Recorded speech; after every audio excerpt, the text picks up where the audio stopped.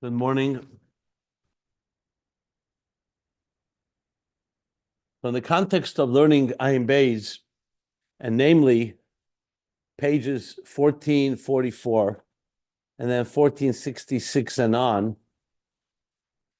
we are now middle of the Mittler Rebbe's Maimer, which is the source material for the Rebbe Rashab in Ayin Beis, and we're on page 374 on top. Understanding the process of how the divine soul refines the animal soul, and namely through tefillah, prayer. So that the Mittler Rebbe began with Psuke de Zimra, which is actually addressed in Ayin Beis as well, but in volume 1, not where we are now. The process of first engaging the animal soul and inspiring it, illuminating it, and ultimately also cutting off its supply, so to speak, from Klippa, that the animal soul should be focused on Elokus, on the divine, instead of on its own interests. Psuke de Zimra led into Birchis Yetzer. Birchis Yetzer that talks about now not just the angels of Asiyah, but the angels of Yetzirah and Bria, the Merkava, Elyena, the Merkava, which is about the chariot, and is the root of the animal soul, the Pnei Shoir, the face of the bull, the root of the animal soul below, that by invoking what the angels say and how they carry, like he says, they lift up, like the Merkava lifts up the Kisei, the divine throne, Malchus, and so on.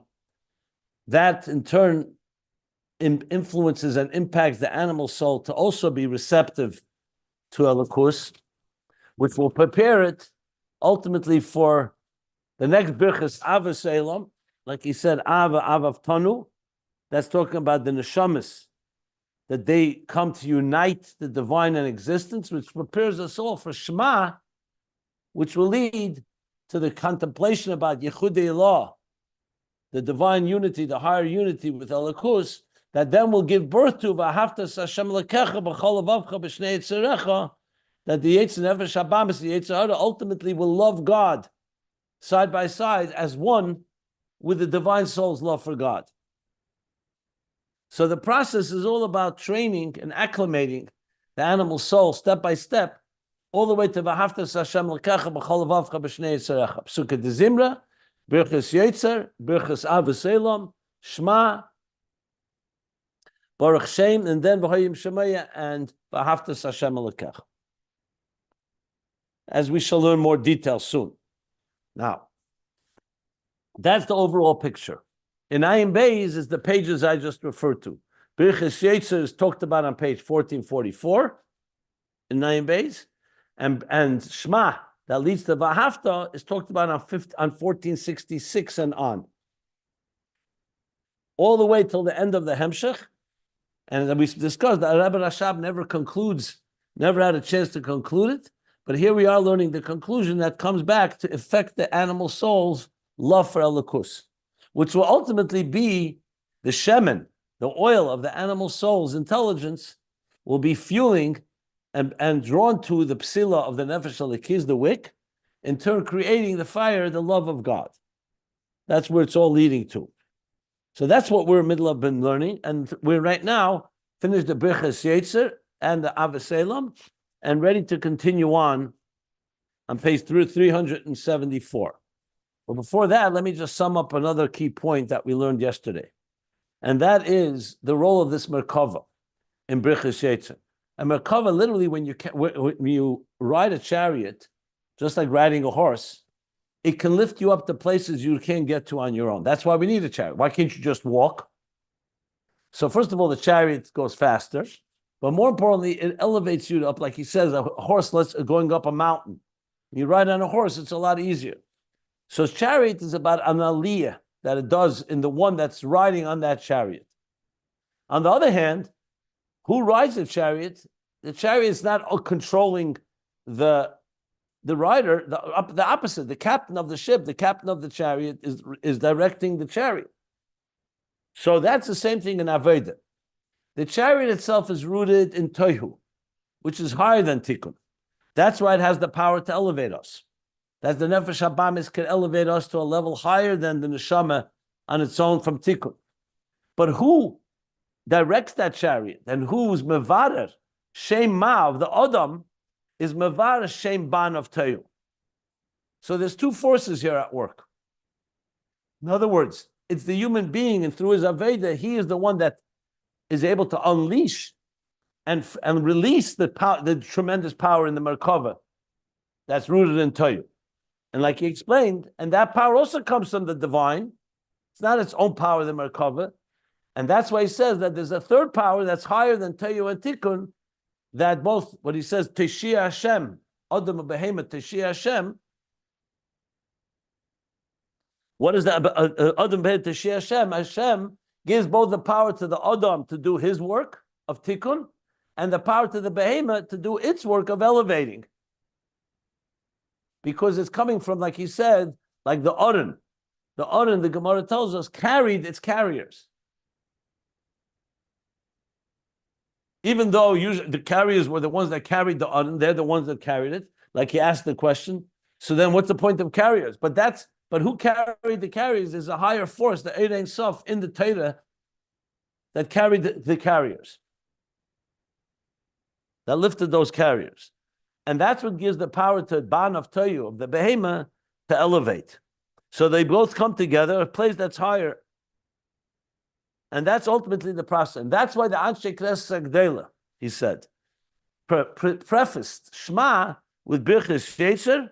That's halos, the Malachim Shemenases Sakise. That's the elevation of the Malachim of the Merkava that elevate the throne. Srafim Emdim Amale. While at the same time, it's the person that's doing the refining.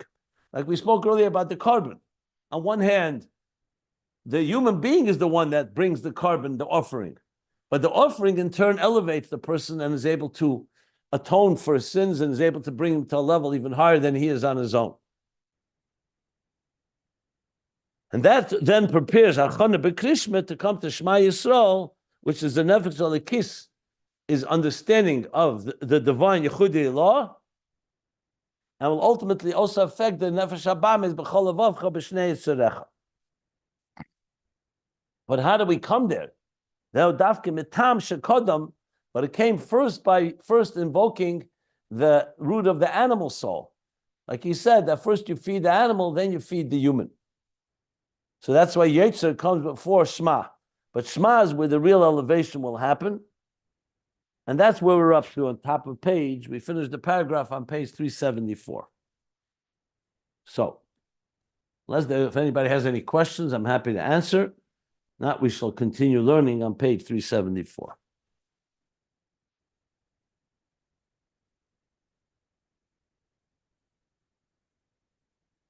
I have a question. I wasn't here yesterday, but I did listen to the class in its entirety, and in particular, this idea of the third element in this picture, which is Ein Sof, fueling, if you will. What's not clear? Fueling man, fueling the fuel, meaning the shaman, fueling both. I really have. I listened to that maybe 4 or 5 times. I don't understand the question. The Inyan is that the Nefesh Elokis is trying to persuade and harness the Nefesh Bahamas, or the Sechlis, the intellect of the Nefesh Bahamas, to fuel the Nefesh Elokis, to drive it toward, I guess, to greater Elokus, to accomplish its purpose. Like the mind needs the feet to carry it to go somewhere. I've got that much, but I don't understand. So what don't you get? What's your question? I'm not clear. What's your question? Is the Inyan like what the third element, the Ein Sof, is the point is that even though the Nefesh Bahamas is sourced in a higher place, tohu, and then tikkun, which is the place of the divine intellect. Nevertheless, this is where it breaks down. Like the Orient Sof is higher than that, but the Mittler Rebbe is saying is that it's not that the animal soul somehow, I don't know, holier than, if you will, the divine soul, but it's that it, because it comes from Torah, it has more power, just sheer raw firepower. But it's not holier per se; it's just power. But what makes this but is what's where unclear? I lose it. I'm asking you what's unclear. What What part is understand. unclear? That the animal soul, why is the animal soul rooted higher than the divine soul? Is that the question? No. It's not my And then question. what is the question? Um, Why don't you think about it? Because since the others and this, just well, get but I me don't. one line question, and I'll try to answer it. Because I don't understand. What's the question? What's the function of the Orient Sof in this? I mean, yeah, That that's a everything simple comes question. from God. He's trying to explain that God gives that power to the Nefesh Habamis. Just to read the words, he says like this. Let's just use the words. Im kol zeh gam sheyesh b'koichem, that which they have the power to elevate the kisei, zel mekeicha lekisha sheresh alem. He's emphasizing that comes not from themselves; it comes from the Eira Leki. And then he explains because, like we say that the Aron, even though on one hand they're carriers of the Aron, on the other hand the Aron is carrying them. So which one is it? He asks. He says, so he says, what do you need both? So he answers that you have to say that there's another level here, a third level, that's higher than both. And that's why you need both. In other words, you need the human being to do the Avodah, you need the animal, or in this case, the Merkava, to elevate. And they're both coming from a place that's higher. Teshi Hashem, Adam Behema, which is the divine force. I've just read that. I'm just reading. So there's a force, the divine, that gives two forces, two strengths: the strength of the Adam to do the birur, and the strength of the Behema to elevate it even higher. That's all he's saying. I'm just repeating what he says and what I explained yesterday. I'm not sure. So what's the unclear? I don't know. I'll think about it some more. Something's not clicking for me. I don't want to hold up the class. Okay. So that's go good. ahead. Anybody, any other questions? Can I just give the next paragraph? In the next paragraph on page, as you said, let's learn on. If something you're struggling with, by all means, think about it, and then I don't think it should just be you and I here. Yes, I agree. Please continue. I apologize. Okay. Yeah. So on page 374, the pages can be found at ayinbeis.com. New paragraph. So now it's still going back to, remember, the operative question continues to remain: how is this animal soul? How is the animal soul actually being transformed in this process? So we've already learned the Psukkah de Zimra, we learned Birchas Yetzer, and now he's going to go into the nitty-gritty of Shema itself. This is, like I said, the basis of the pages 1466 and on. 1444 was about Yetzer, and 1466 starts with the Shema. So I will point out the different parts of Ayin Beis as they're based on the next few pages. Basically, from here, Shinai and Daled is going to be the pages 1466, 1467, and on. Yeah. So he says like this now. V'hine me'ata. Did you say yesh lem or yesh lahavin? Let me see. In Mat yesh lem.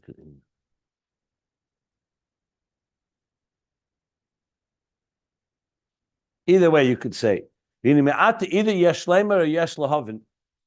And now we can me'ata from here. What we just learned, we can understand the ikar inyan habir, the primary birur remember, it's been stages of refining and elevating our assimilating, acclimating the animal soul. This primary birur that the divine soul, tuchal, is capable of being levared al nefesh habamis, to be refining the animal soul, ad sheyuchal liyas b'ispailas ha'ava av b'yetzer hara m'shekosa b'shnei yetzerecha, to the extent, to the point that you can have, that the animal soul should be with a spilus, a love, a excitement, a stimulated love, aroused love, also in the Yetzer Hara, like it says, b'shnei yetzerecha, b'chol levav v'havtas Hashem lekecha, b'chol levavcha, b'shnei yetzerecha. So now that we've established a process that began with davening, Psukkah de Zimra, and Yetzer, especially Yetzer with the Merkava and the whole elevating that we just discussed, we now, so as I said, Yesh Lemer or Yesh Lahavin, either way, the question that he asked, if you remember on top of page 372, he said, Yesh Lahavin, ma'ayin yesh koyach la'adam sheyav l'madrega g'delus. How does a person have the power to reach such a level that the divine soul can transform the faculties, the mind, the emotions, and the behavior of the animal soul? And that's when he answered and began. He says, that's what the Anshe Knesset Gdela gave us, davening for that reason. So he says, now we can go back and understand how this Ikar HaBirur takes place. So we've laid out steps that help warm up, help inspire, help get the attention, inspire, warm up. You want to say soften the animal soul. Now we're going to get to the Ikar HaBirur of this transformation, that the Spilus Ha'ava will also affect an animal soul, even though the animal soul on its own, we learned earlier, is a diametric opposite. Its interest is self-interest and self-love, and the love of its own existence, as we discussed, its own survival, its own value, its own needs, or understanding the existence, and so on. The yesh, not the ayin. And that's what we're now going to go enter into. So it's interesting, in Ayin Beis, the Birchis Yetzer he brought, as I said, pages earlier. Psukkah de Zimra, as I mentioned, is in volume 1. But Birchis Yetzer was on page 1444. It's in 1466 where he goes right into Shema. Now, you could analyze, why doesn't he bring all these details from the Mittler Rebbe that leads into Shema? So you could say either he relies on what he said earlier in 1444, or he relied that we would find this mimer and be able to fill in the gaps. And the Rebbe Rashab is really focusing on the actual birur of how the animal soul becomes fuel for the divine soul. However you explain it, what we do have here is a picture that's broadening based on the Alter Rebbe's mimer, now developed by the Mittler Rebbe, and when you bring it to the Ayin Beis, you definitely get a very expanded portrait of a panorama of what's going on. So now he's going to enter now into the world of Shema. Now again, in page 1466 in Ayin Beis, that was the main focus. Shema, do you remember Hashem Echad, and all the details of Echad, Yichud Elah, Yichud Tata, and the Yichud of both Yichudim. All that is based on what we're going to learn now, going forward, at least till page 300, I have marked here even 381, 82. 382 in Mittler Rebbe is going to be the basis of 1466 all the way till the end of 1477, where the Hemshech ends. So this is now going to be the real parallels. So let's learn that in the Mittler Rebbe. You may want to refresh by going back to Ayin Beis. I'll definitely do that back and forth. I don't think we'll learn the Ayin Beis again from the whole thing, but I'll definitely point out the comparisons as we go along. I'm just like giving the lay of the land, the context of why we began learning this mimer altogether. As I said, in the Alter Rebbe, it's all just a few lines where he says that the Hisbonenus, the contemplation of Shema, Meloshen Havana, from understanding Yichud Hashem Echad, influences and impacts the animal soul. That when the animal soul understands how all of existence is really divine and sustained by the divine, to the point that we learned the two things about how it both affects that the divine is not impacted by existence and is completely removed from it.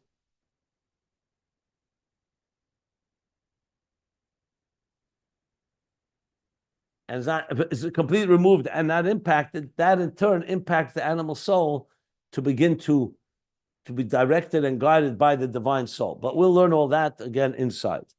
Just laying out the introduction here. So with that, let's learn now, continue. Vihine Yudua. Shezeu kol ha-mitzvah de Krishma. So no, this is the entire mitzvah of Krishma. This is actually the Lashon exact, almost the exact Lashon in Ayin Beis. I'm just looking inside. Yeah.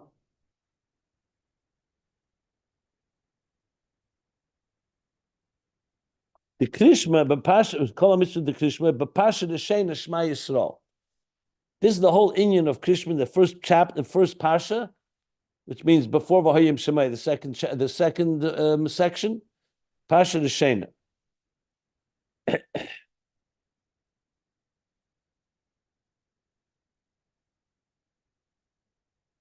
He's going to explain. V'hine pirish Shema Yisrael, Shema hu loshen havana. We say Shema Yisrael, hear, O Israel, so Shema means to listen. But listen also comes from the word understand. Like when you're someone who's understanding something is listening, is paying attention. Just want to see in Torah Air something. 1 second. I want to see the language he uses on this topic. Give me a moment here.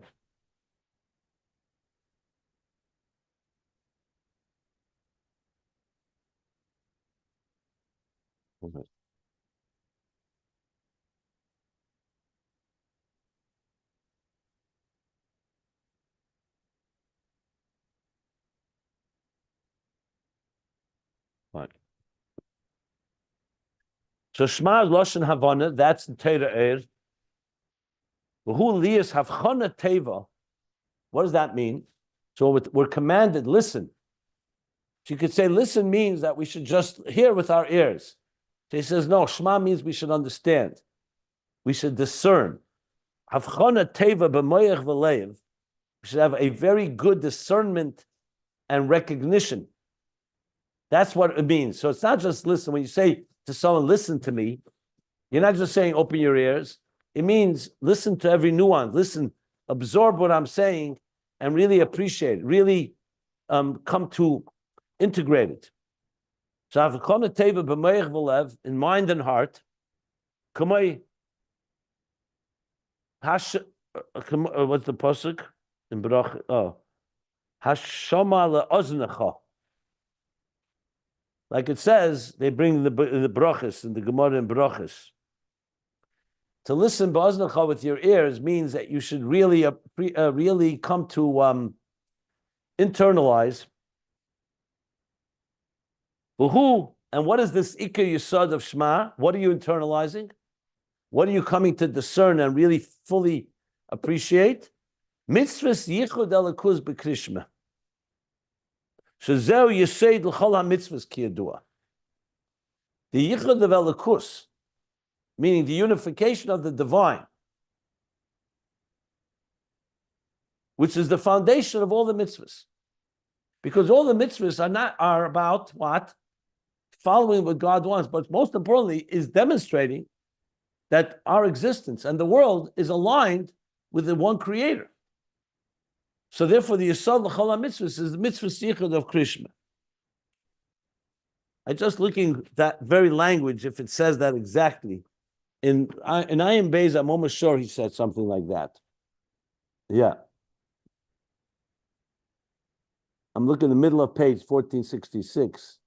Close mitzvah yichud.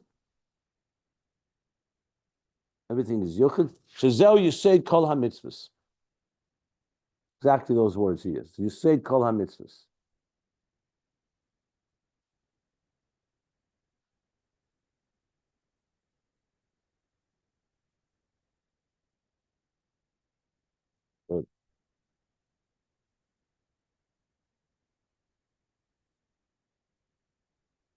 So now we're going to explain what is this Yichud Elyon. What is this Yichud?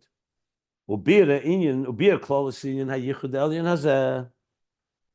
And the explanation of this general idea of this Yichud Elyon means the higher unity, but he means here the unity of the divine and existence.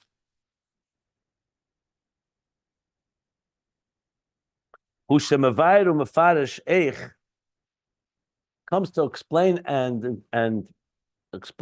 to interpret. Eich shavaya lekenu havaya echad. We say Shema Yisrael, Hashem Elokeinu, Havaya Elokeinu, Havaya echad. So the Shema is what? Where do you need the havchana? This discernment, this immersion. It's an understanding. Havaya Elokeinu, Havaya echad. B'zeh tzarich adam l'hai migdaite. It's in that concept, in that expression, that a person has to be maimik daite, immerse himself, his mind, u'lechaven libay hativ, and to align his heart well, lefi shezeu ikar hayichud b'mamala v'seva b'chala b'frat. Because that expression, Hashem Elokeinu, Hashem Echad, is the primary yichud of mamala and seviv, meaning the divine that fills existence, and seviv, the transcendent, b'chlal, generally and specifically. That's the words of the Mittler Rebbe. In Ayin Beis, he used these words. Yidua, the close mitzvah krishma mitzvah say yichud, alakuz b'chinas yichud, ilav yichud etata, shuzeh b'chinas seviv klam malkam b'derech klal. Yichud ilav is seviv klam, yichud etata is mamal klamen, and also to be miyachid them both together.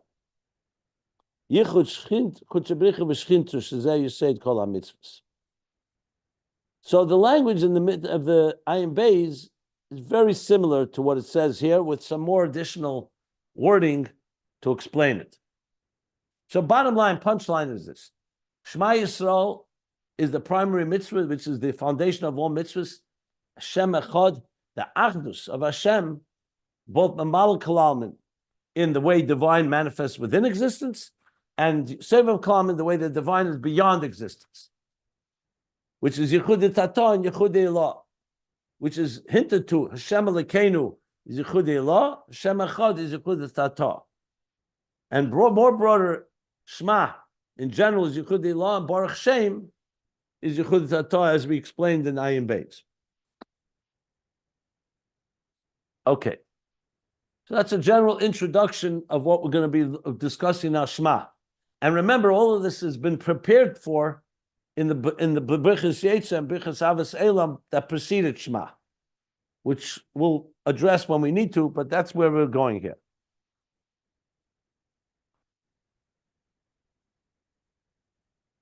And now you'll see how this connects to earlier in Ayin Beis. Remember in Ayin Beis, Kol HaMayrich Be'echad? The one who elaborates on Echad, Ma'arichin LeYom V'Shneisov. So that was the discussion there, the idea of elaborating, of understanding Echad through whole Seder Shtalshlos, unifying existence all the way back to the source, to the highest levels before the Tzimtzum. That's the whole foundation here. The interface, theme of Ayin Beis, the interface of existence with the divine, but not just the divine, the highest levels. So he says that's why tzarich lahayrich b'dalad de'echad. That's why we have to extend. When we say echad, so we say echad, the dalad has to be extended. Shehu b'chinas malchus da'atzilus. The dalad refers to malchus da'atzilus. Makar kloli l'chol ha'elamis, which is the general source of all the worlds. Malchus of Atzilus, from there comes all the worlds of Biyah, Bri Yitzir Asiyah. Liyas Hamshachav Hamshpas Hanivroim Ma'ayin Liyesh Dafke. Malchus causes everything to be created Ma'ayin Liyesh Dafke. So Tachlis HaYichud Yichud Ilah Bel Halakis. So when we say Ma'arich Be'echad, we're saying that we're taking and recognize that all of existence is rooted in Malchus of Atzilus. And that's the Tachlis Aliyah, Tachlis HaYichud of Yichud Ilah Alakis. The Yichud that we're announcing and declaring, Hashem Echad, Hashem Elokeinu Hashem Echad, that all of existence is not separate from. It's one with the divine. Now you're going to recognize the next lines. You're going to start recognizing what he said in Ayin Beis. And I want to just refresh so we'll understand where we're going. If you remember in Ayin Beis, after he made the general statement on the bottom of about second half of page 1466 about Yichud, he started to bear the Inyan. To explain this, we have to understand how the worlds were created ma'ayin liyesh. So the beginning of this bananus is a contemplation on how existence is not yesh miyesh. It's not two commensurate entities, like taking, let's say, a reservoir of water, and you draw water that you can drink from, or take fire that lights another fire, or seichel and midas. Yesh ma'ayin is that there's an infinite leap, a paradigm shift that's beyond cause and effect. Understanding that existence is completely dependent on creation. It doesn't have anything in common on the creator, rather. The creation is dependent on the creator. That piece that we learned at length on page 1467, he started talking about Yesh Ma'ayin and how God is infinitely distant from us, and at the same time, he's not affected by us. All that is based on what we're going to learn now in the Mittler Rebbe about, you're going to see, he's going to start talking about Yesh Ma'ayin. So a lot of the language that we are going to read now, some of it was quoted directly in Ayin Beis, and some of it was explained in Ayin Beis. So again, I'm tying them together because this is the real reason why we went to the Mittler Rebbe, is to understand Ayin Beis. So I think it's important to demonstrate the parallels here. Before I continue, let me just stop if anybody has any questions so far, what we've gone over. But the flow is, I think, pretty clear, and we've discussed it so many times in Ayin Beis and now Mittler Rebbe that I think it's... So he continues on like this. Dehine, Pirish ma'ayin liyesh. When you say that something's created ma'ayin liyesh, what's the significance of that? You know, why does it make a difference? If you say God took matter, and from matter he shaped other matter, that's yesh miyesh. And when you say yesh ma'ayin, no, he didn't take one entity and reshaped it. He created something of a new, novel reality. We talked about science, we talked about wisdom, we talked about scientists, science in general, technology. Everything that you find in existence that was built through technology is yesh miyesh. No one created anything new. We took existing energy, existing materials, and some way reshaped it.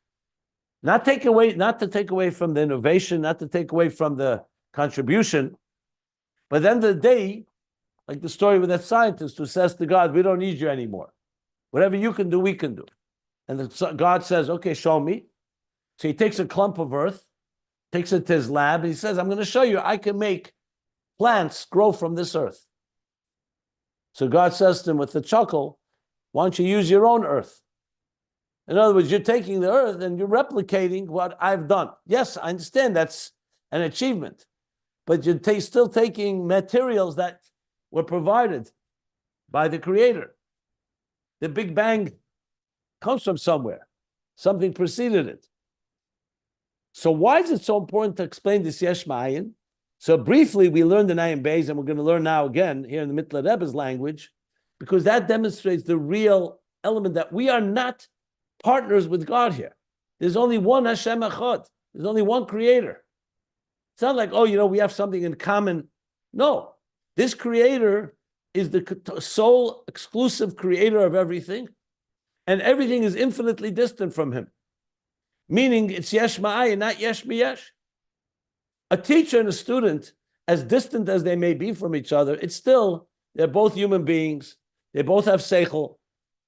The teacher is infinitely higher seichel than the student. Let's say much more brilliant. But you can't say that the teacher created the student. He may have shaped him, may have transformed him, but he didn't create him. The key here with Hashem Echad is to establish this Miztvos yichud. There's only one God. And you'll say, well, who really cares? Well, what's the problem saying we have something in common? Because if God is not the exclusive reality, then you could come and say, you know what? Fine, God owns 99% of it, but I own 1%.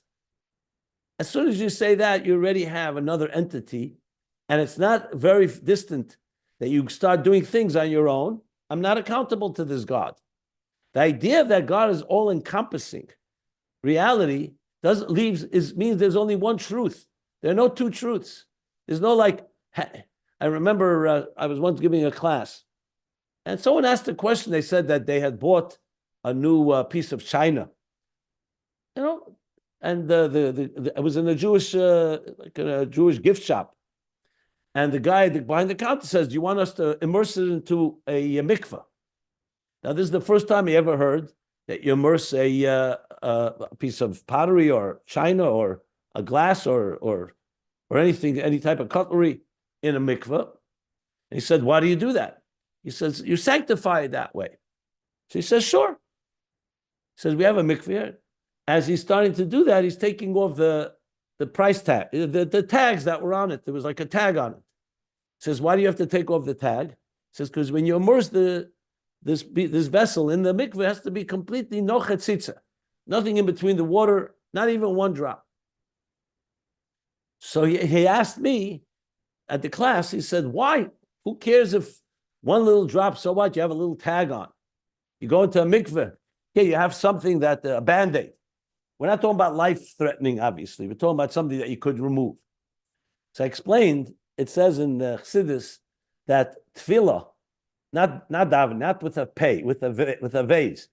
Tefillah, as in immersion in a mikveh, is the same letters as habitl, is bitl. Bitl is either all or nothing. What do I mean by that? Obviously, there are levels of bitl. But if you say, I'm bitl, but only 99%. So imagine a soldier in the military says, I listen to the commander-in-chief, to my general, to my superior, but only 99%. We all know that if it's 99%, even though seems like you're listening almost, no, that one order that you don't listen to can be more dangerous than anything. You have to be either you're totally committed or you're not totally committed. So bittul is a thing that's supposed to completely immerse you. That there's one reality, there's one God. That's why Avodah Zarah, what God cares if people are foolish and they want to bow down to a piece of wood, a tree, or a stone, or the sun, or the moon. No, because as soon as you have another God, then okay, you have another loyalty. Your loyalty is only to one. Like someone will say, I'm 99% loyal to my wife, to my spouse. Now, MS, it's 99% true. So we're not looking here, not looking for just absolutes in the name of absolutes. It's trying to demonstrate MS is MS. It's MS throughout. We're not talking about whether we make mistakes and so on, but we don't justify saying, hey, 1 second, I was loyal to you 85%. Why are you so upset about the other 15%? I remember when in France years ago, they printed the first pamphlet for Hanukkah or something, like a flyer to give out. Now they had primitive machines. So unfortunately, the printer printed that only like 70% of the words appeared, and like one part was cut off. Sometimes a printing mistake, like almost like 20% of the text was missing. So they sent it into the Rebbe, and the Rebbe pointed it out. So one of the guys who was like, I guess, a Batlin, says to the Rebbe, yeah, but 70% is there. It's a big achievement, 70%. A batting average in baseball, if you hit 300, it's an achievement. That's 1 out of 3. 300 out of 1,000. It's less than a third. It's considered to be, when he hit the batting average of 400. Who is it? The guy from the Boston Red Sox last time. It's like a major achievement. That's 400 is only 4 out of 10, 400 out of 1,000. But when it comes to MS, when it comes to it's it's MS or it's not MS. So the idea of a type of exclusive yichud is so critical. That's why by the Eden, there was no such thing. You either serve God or you're not serving God. Someone will say, Haman says, serve God, but once a day I want you to bow to me. What do you care? No, Mordechai lo yircha v'lo yishtachva. I'm not bowing to you. If I bow to you even once, it compromises my whole relationship with God. There's only one reality, one true reality. That's ultimately the real interface between existence. Ein eid milvade. That's why he's emphasizing so much this level of yichud. And if we can explain this to the animal soul, then we're getting places. The animal soul can begin to appreciate it, then the animal soul can begin to also open itself up that there's no room for my own selfish desires. There's only one reality. Why wouldn't I want to be part of that higher reality? But that takes work. That takes a lot of work, a lot of education, a lot of training, because it's still, the animal soul is still an animal, and we still want to do what we want. I want to just read to you something interesting. With all that's going on in academia, so I wanted to, there's a quote that I saved. I want to read you the quote. It captures this very well. When people say, how could academia go so off? Because Seichel is not everything. Seichel does not talk about Einoid Movade. Seichel does not tell you about this absolute loyalty and accountability to something higher than yourself. And therefore you could become your own idol. You could worship yourself, worship your intelligence, and ultimately justify even the most horrendous and most criminal activity, as the Nazi scientists did, as the philosophers and academics did. So I always, talk to scientists. You say to yourself, okay, everybody has to recuse themselves, because if you're a scientist and you claim there's no God, you have self-interest involved. Why? Because if there's no God, you're not accountable. So of course, you have vested interest in saying I'm not accountable to anyone. The idea of having a God, the way I described, that God is the only true reality, is very threatening to so-called doing whatever you like. So I remember scientists always argue with me, no, we're objective. I say, look, I'm not objective, you're not objective. We all have subjective interests. And then I discovered this Aldous Huxley quote, of all people. Aldous Huxley. I just need to read this. I love this quote because he's really transparent, and I give him credit for that. His grandfather was the one, by the way, that coined the term agnostic. So here's what he writes. I had motives. This is in an essay called Ends and Means. I had motives for not wanting the world to have a meaning. You hear?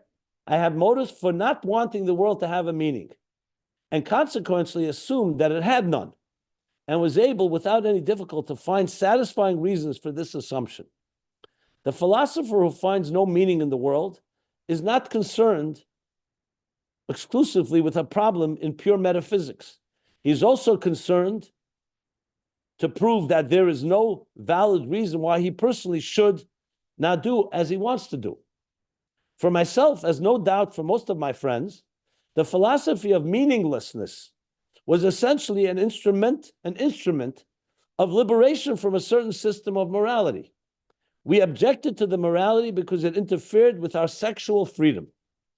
The supporters of this system claimed that it embodied the meaning, the Christian meaning they insisted of the world. There was one admirably simple method of confuting these people and justifying ourselves in our erotic revolt. We would deny that the world had any meaning whatever.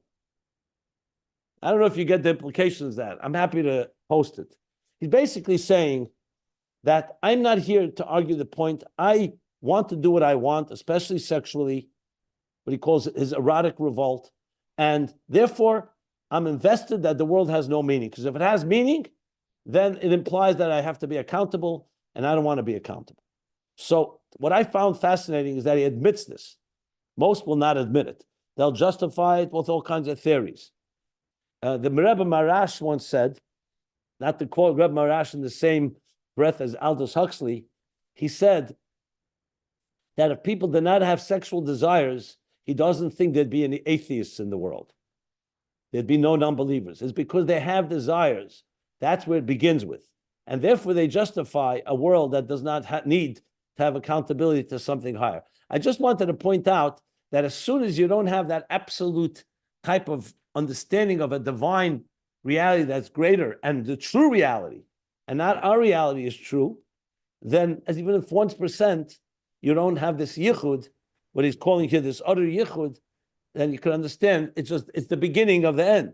It's just a step away from ultimately total anarchy. Even though some people would compartmentalize and says, what's wrong? I have God once a day in my life, or once a week, or I have it every second day, Rosh Hashanah, Yom Kippur. But we all understand it's a qualitative shift. Either you're loyal, or you're not loyal. Anyway, I just wanted to make a little more palatable this whole session, so to speak, with Yichud, that Shema becomes such a core prayer, Hashem Echad.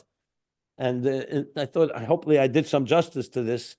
And we'll obviously learn inside why it's so important, therefore, that it's Yesh Ma'ayin and not Yesh Miyesh for that reason. Okay. So I elaborate a lot, and I see it's already 10:30. So I'll stop here if anybody wants to ask anything about my let's call it my presentation. Mm-hmm. I just want to make a comment. I think that this is the entire problem with society today.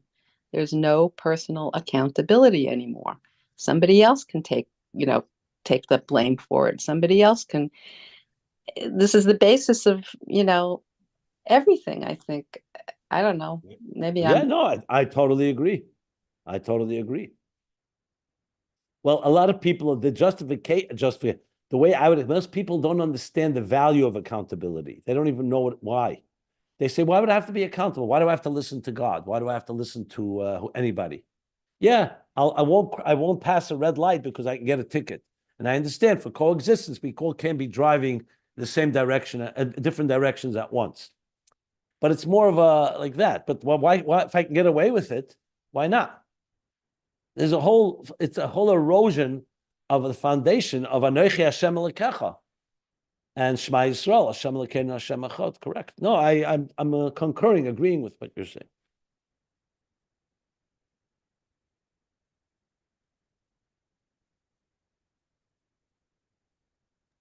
Can you please post that Aldous Huxley quote? Yeah, sure. It's one of my favorites. I love the way he's so blunt about it. I give him credit. What can I tell you? Yeah.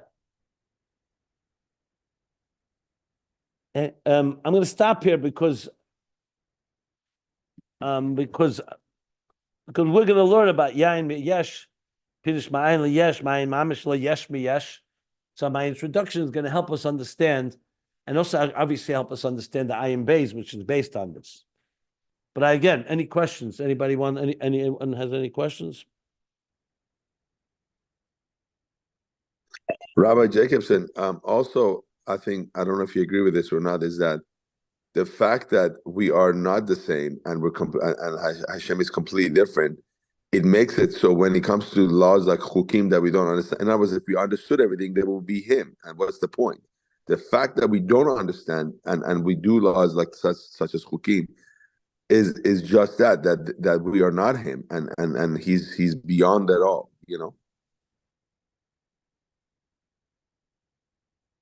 Yeah, that's correct. And we're going to learn different aspects of it. Yeah. That's good.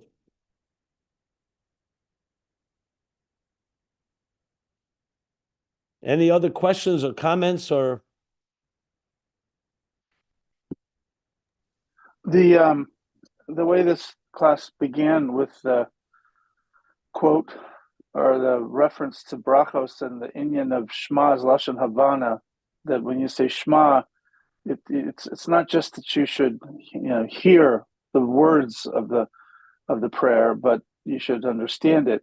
So I posted in the thread in the WhatsApp group just the actual portion of the brachos where it says that, and it says it's basically the halacha that you should be able to hear yourself say Shema. So the Indian of Havana, something that Chassidus adds, but is that Chassidus is saying that the whole idea of why should you have to hear your voice saying it is so that you should comprehend what you're saying even more deeply. Is that essentially the plenius of that Gemara? What Gemara are you referring to? I posted it. Brachos. You can see it in the WhatsApp thread. Sorry. Brachos 13a. Ravi Nami Haksiv Shema Hahu Mibailai Hashmala Aznecha Masha Tamotzi Mipicha. Because I mean, that's what I don't think it's to me it's an obvious statement. I mean, Shema Yisrael is not just a lip service. It's not just about hearing physically, audibly hearing words. It's about internalizing, like all davening. It's not just Shema. All davening is not just reading words. It's internalizing what they're saying. That's called Pirush HaMilas. I don't think it's necessarily a Chiddush of Chassidus. It means that when you daven something, you take it to heart, what it means. What is Hashem Echad? It's not just saying Hashem Echad, understanding well what that word means. So I don't think it requires a source in a way. That's the obvious true prayer. Is tefillah b'loi kavana is considered like a body without a soul. So to me, it's simply the kavana. And if you look in the kavanas of the tefillah, there are many different things said about Hashem Echad. You know, we're talking here about Chassidus, but the idea Shema Havana is not necessarily a Chiddush of Chassidus. It's basically understanding what you're davening and appreciating it. right. The Gemara is coming to emphasize what the Gemara is coming to emphasize. It's not a contradiction. No, I wasn't suggesting it was contradiction.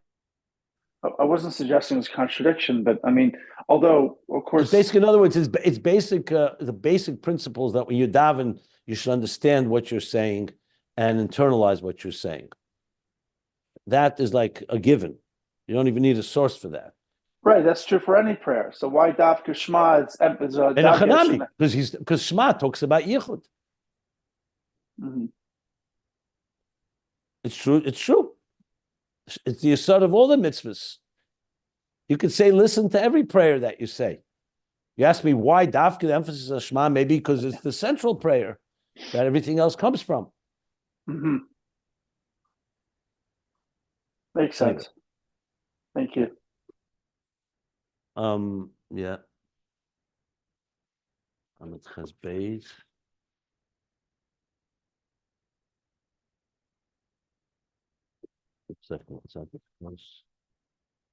Any other questions?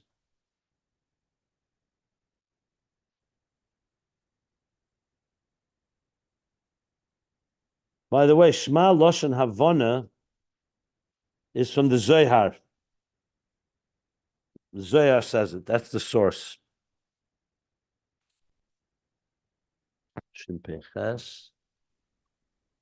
Where are you finding that? Where are you finding that? I find it one of the Maamorei of the Mittler Rebbe. He brings it in detail.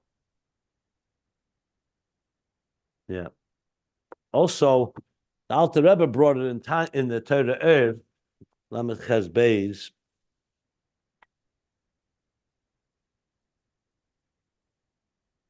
Let me see if they say it in here. Lamed Ches Beis. Just a moment. Yeah. Third volume, Zohar, 138b.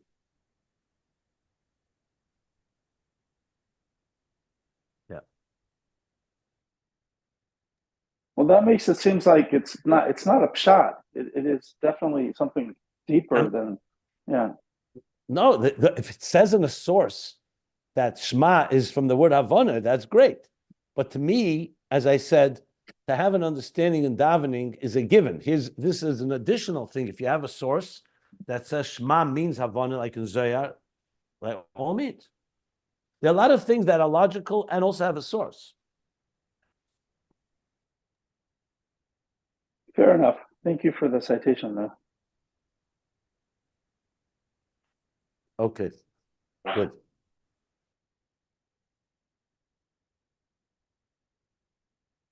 I mean, I put this not to So we'll push it. Not stop to, here. well, I say What? not to beat a dead horse, but and I'm not such a maven, right? But the first time I heard that Shmia is Havana is in Chassidus, and same thing like with Re'iyah is like you can chop it. It's like Chachma. I forget. Re'iyah is like. What is the comparative? Is it it's not of a hasaga? Is that Re'iyah? No, it's not Riyas hasaga. Chochmah and Shmi is Bina, if that's what you mean. Right. Yeah, it's another kind of that's the construct. It's not pervasively understood in Torah and Well, but it's not correct. Anyone who knows Hebrew and knows No. Torah, even if they don't know Chassidus, knows that Shmi and Havana go together. You may have heard it first in Chassidus, but it's out there. I could show you many places. Okay, all right. Thank you for clarifying.